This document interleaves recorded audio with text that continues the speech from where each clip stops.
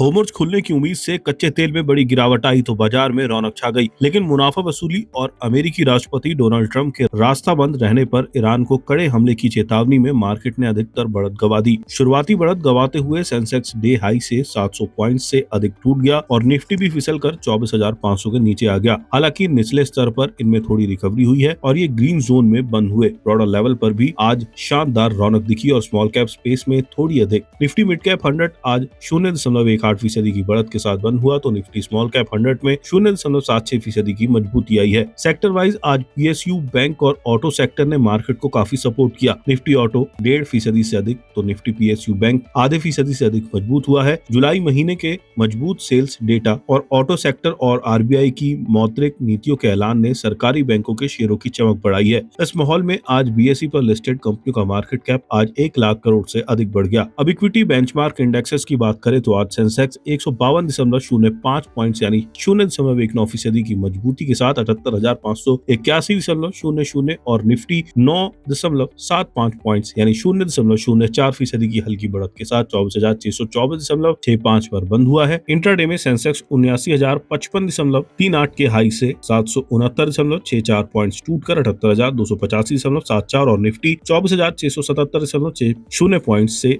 179.65 points टूटकर 24,497.95 तक आ गया। इस गिरावट से पहले सेंसेक्स 690.43 पॉइंट्स और निफ्टी 62.70 पॉइंट्स चढ़ गया था। एक कारोबारी दिन पहले यानी 4 अगस्त 2026 को बीएसई पर लिस्टेड सभी शेयरों का कुल मार्केट कैप 4,91,15,078.89 करोड़ था। आज यानी 5 अगस्त 2026 को ये बढ़कर 4,92,30,776.52 करोड़ रुपए पर पहुंच गया। इसका मतलब हुआ है कि निवेशकों की पूंजी में आज 1,15,697.63 करोड़ का इजाफा हुआ है। सेंसेक्स पर 30 शेयर लिस्टेड हैं, जिसमें आज 18 ग्रीन जोन में बंद हुए हैं। सबसे अधिक तेजी आज अल्ट्राटेक, सीमेंट, एनटीपीसी और एसबीआई में रही। वहीं दूसरी तरफ आज सबसे अधिक गिरावट टीसीएस और एचसीएल टेक में रही। 6 अगस्त को कैसी रह सकती है बाजार की चाल? जीत इन्वेस्टमेंट्स के रिसर्च हेड विनोद नायर का ये कहना है कि आरबीआई का पॉलिसी दरों को जस का तस रखने के साथ ही FY27 के लिए जीडीपी ग्रोथ का अनुमान थोड़ा बढ़ाने का फैसला घरेलू अर्थव्यवस्था की मजबूती में भरोसे को दिखाता है। उन्होंने आगे कहा कि महंगाई का अनुमान कम रहने से पॉलिसी को लेकर पॉजिटिव रुख का संकेत मिलता है। कच्चे तेल की कीमतों में उछाल को लेकर सावधानी के बावजूद आरबीआई का ग्रोथ अनुमान बढ़ाना अच्छा संकेत है। हालांकि आरबीआई के आगे फैसले